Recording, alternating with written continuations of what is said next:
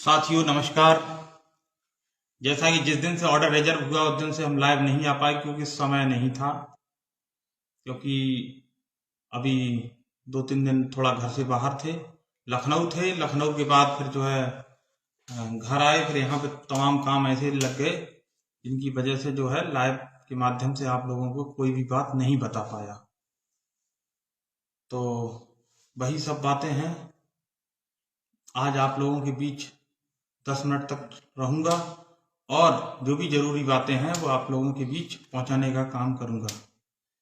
जैसा कि आप सभी लोगों को पता है कि जब हम लोग इस बहुत ज्यादा लंबी विस्तार से बात नहीं करूंगा क्योंकि आप लोगों के पास भी समय कम है और हमारे पास भी समय कम है। सभी लोग व्यस्त हैं, कोई कहीं पढ़ा रहा है तो कहीं कोई अपने काम में बिजी है। तमाम सारी बातें हैं, तो ज्यादा कुछ न कहते हुए 5 मिनट में बात अपनी खत्म कर दूंगा। सबसे पहले पॉइंट मैं ये कहूंगा कि जिन लोगों ने मेरे ऊपर विश्वास किया था और विश्वास करने के बाद मेरे साथ जुड़े थे, तमाम लोगों ने कहा कि ये नाश्ता पानी टीम है, भाग जाएगी छोड़कर। लेकिन ऐसा कतई नहीं हुआ। न ही मैंने लोगों के पैसे बचाने का काम किया। जहां एक तरफ 2500-3000 रुपए लोगों से लिए जा रहे थे, वहीं मैंने मात्र 1500 रुपए में लोगों को डबल बेंच में जोड़ने का काम किया। और डबल बेंच में जोड़ने का काम किया, उसके बाद जो है न कभी भी वकील के नाम पर या किसी के नाम पर पैसा नहीं मांगा। सिर्फ एक बार मैंने अंतिम सबमिशन के नाम पे जो है मांगा था, उसमें भी मात्र 10, 12, 15 लोगों ने ही दिया। मैंने कोई किसी पे प्रेशर भी नहीं बनाया कि नहीं आप दीजिए ही दीजिए, नहीं तो आपको बाहर कर दिया जाएगा, या ऐसा कर दिया जाएगा, पैसा कर दिया। किसी तरीके के कोई भी कभी भी हमने डराने धमकाने का काम नहीं किया, किसी को गुमराह करने का काम नहीं किया।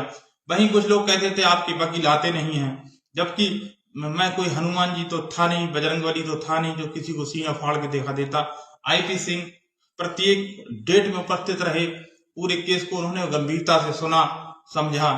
और जब पूरी विस्तृत बहस होनी थी तो सिंगल बेंच में जो लड़ रहे थे उन्होंने सुदीप सेठ, 1 मिनट में थोड़ा, हाँ, तो जो सुदीप सेठ थे उन्होंने पूरी विस्तृत बहस की क्योंकि वो शुरू से लड़ रहे थे। और उसके बाद जब समय हमारे एडवोकेट का आया तो उन्होंने बहुत अच्छी तरीके से अपने मेरे पक्ष को रखा और सारी बातें कही। और उन्होंने बताया कि अगर इसमें कोई गड़बड़ी नहीं हुई है तो सरकार ने किस तरीके से ये लिस्ट निकाली, उसका जवाब सरकार हमें दे।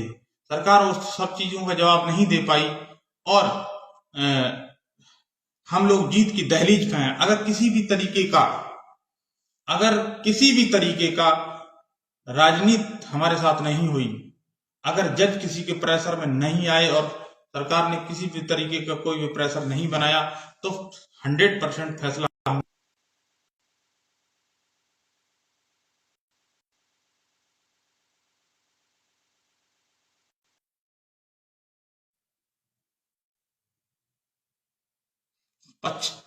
हम लोगों के पक्ष में ही फैसला आने जा रहा है, उसको कोई रोक नहीं पाएगा।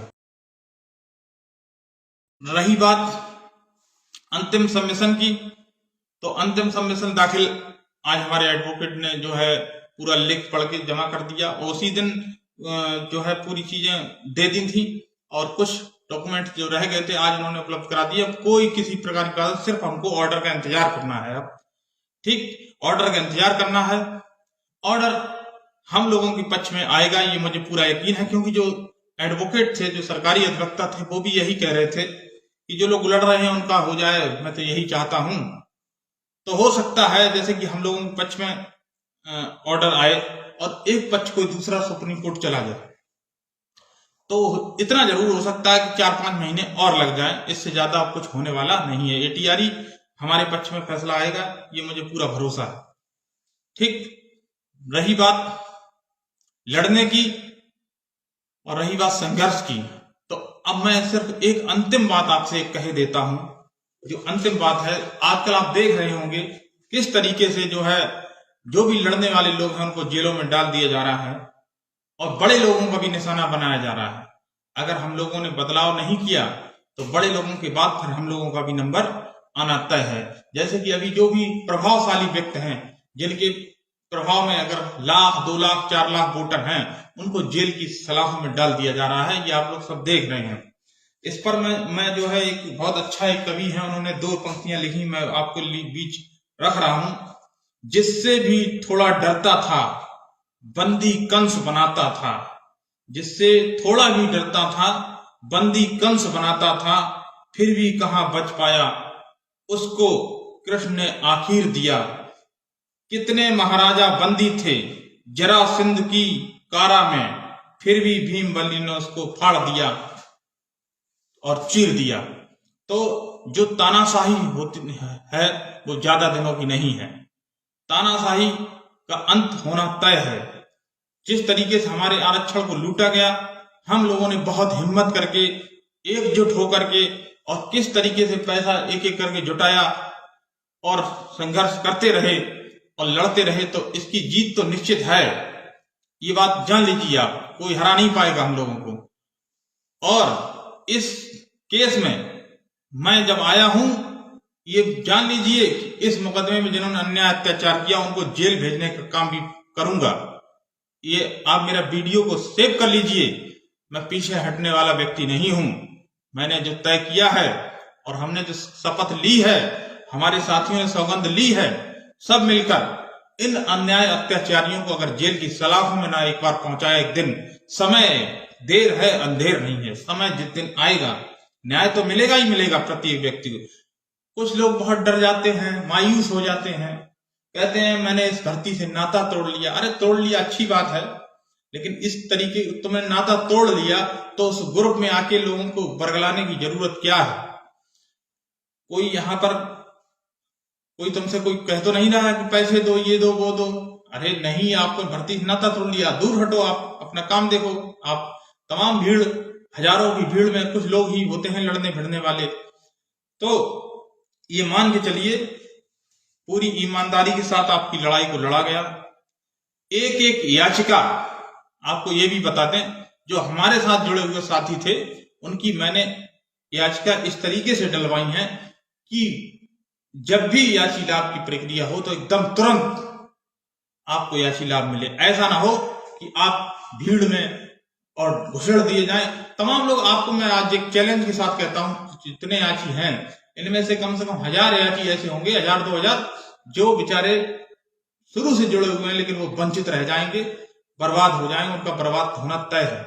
लेकिन हमारे जितने भी साथी हैं उनमें से एक व्यक्ति भी गड़बड़ नहीं होगा, क्योंकि मैंने सबकी याचिकाएं बिल्कुल कायदे से, कूड़े की तरह नहीं, अलग अलग, जो जिस याचिका का सिंगल बेंच में था उसके आधार पे आधार कार्ड लगा के सारी चीजें, सारी प्रक्रियाएं मैंने कराई हैं, सारी प्रक्रियाएं मैंने कराई हैं। इसीलिए कराई हैं कि आगे भविष्य में यही डबल बेंच में ऑर्डर होता है, या डबल बेंच को लोग चैलेंज करने के लिए सुप्रीम कोर्ट पहुंचे, तो सुप्रीम कोर्ट अगर पहुंचेंगे डबल बेंच को चैलेंज करने के लिए, यहाँ के ऑर्डर को जो लोग पहुंचेंगे, तो ज्यादा से ज्यादा उसमें 3 महीने लगते हैं। यहाँ 6 महीने, एक साल लग गया, लेकिन 1 साल नहीं लगती। लेकिन वहां सुप्रीम कोर्ट में बहुत जल्दी होता है। आपने देखा होगा, पहले कुछ लोग सुप्रीम कोर्ट गए थे, 2-3 डेटों में शुरुआत में ही हो गया था वहां पर क्लियर। सुप्रीम कोर्ट हमारे साथी कुछ लोग गए थे, उनसे पूछ लीजिए, 2-3 डेटों में वहां खत्म हो गया था। तो सुप्रीम कोर्ट में इतना समय नहीं लगता है। अगर बहुत ज्यादा होगा तो 3 महीने लगेंगे, क्योंकि कोई ना कोई पक्ष जाएगा भाई। अगर हम लोग जीतेंगे तो दूसरा पक्ष जाएगा, तीसरा पक्ष जाएगा, कोई ना कोई जो सत्य है वो सत्य है, जो सत्य है वो सत्य है। लेकिन हाँ, मुझे उम्मीद है कि एटीआर यहां पलट जाएगी, लिस्ट क्रॉस हो जाएगी, या सरकार ने, हो सकता है वहां पे जो बात सरकार के अधिवक्ता बाहर कह रहे थे, अगर वहां अंदर से उन्होंने बात रख दी होगी लिखित में, तो ये भी हो सकता है जितने लोग लड़ रहे हैं उनको भी समावेश किया जा सकता है। ठीक, बाकी इसको सभी लोग शेयर कर दीजिए और मजबूत इरादे के साथ जुड़े रहिए। आप लोगों को न्याय मिलेगा, और जिन लोगों ने आरक्षण लूटा है वो लोग एक दिन जेल जाएंगे, ये बिल्कुल तय है, इसमें किसी प्रकार का कोई डाउट नहीं है। ठीक, सब लोग आपको छोड़ के चले जाएंगे, भाग जाएंगे, लेकिन मैं कभी भी इस केस को छोड़ के भागने वाला नहीं हूं। और आप सबकी कृपा से और आप सभी लोगों ने जो प्यार और अपना साथ दिया, उसकी दम पे मैं एक बात और कह रहा हूं कि आज आपके भाई के तमाम ऐसे लोगों से संबंध हैं, तमाम ऐसे लोगों से मुलाकातें होती हैं जो इस केस पर बहुत डिस्कशन लंबा लंबा हुआ है। अगर समय पलटा, जब भी पलटा, तो इसमें जो है क्या होगा तो सबको दिखेगा। सबको एक एक संघर्ष करने वालों को, एक एक व्यक्ति को नौकरी मिलेगी मिलेगी मिलेगी और जीत होगी होगी होगी। यही समय नहीं बना रहेगा, ये बात आप नोट कर लीजिए। अगर वो समय नहीं रहा तो ये भी समय नहीं रहेगा। जय हिंद, जय भीम, नमो बुद्धाय, खुदा हाफिज। और जो लोग, सभी धर्मों का मैं सम्मान करता हूं, चाहे भगवान बुद्ध हों, क्योंकि धर्म एक अलग आस्था का विषय है और कर्म एक अलग चीज है। तो मैं सभी धर्मों का सम्मान करता हूं। सभी धर्मों में कुछ न कुछ अच्छाइयां हैं। उन सभी धर्मों की अच्छाइयों को पकड़ के रखने वाले हम और हमारे साथी हैं। जितने भी साथी हैं सब समझदार हैं। तो मैं अंत में चलते चलते यही बात आप लोगों से कहना चाहूंगा कि जीतने से हम लोगों को कोई रोक नहीं सकता, और जिन्होंने हम लोगों के साथ अन्याय अत्याचार किया है वो लोग एक दिन सलाखों में होंगे। ये वीडियो मेरा सेव कर लेना। मैंने तमाम ऐसे प्रदेश और देश के तमाम राजनेताओं से लेकर अधिकारी, IAS लोगों से मिलके, जिन लोगों की अभी इस समय थोड़ा चल नहीं पा रही है, लेकिन वो लोग बहुत फड़फड़ा रहे हैं और वो लोग समय के इंतजार में है।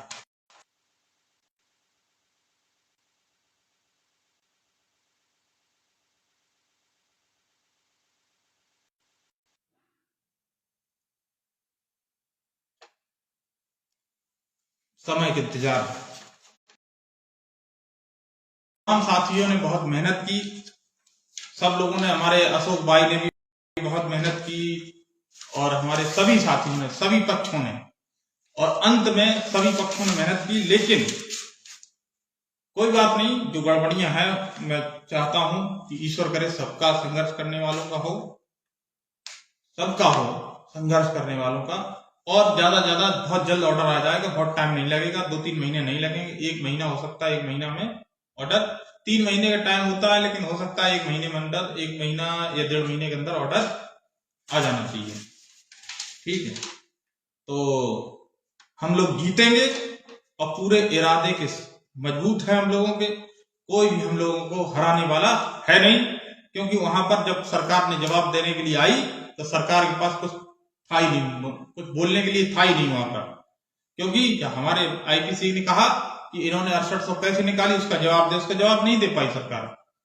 तो जवाब है नहीं उनके पास, क्या जवाब देगी सरकार। तो जीत तो हम लोगों को निश्चित है।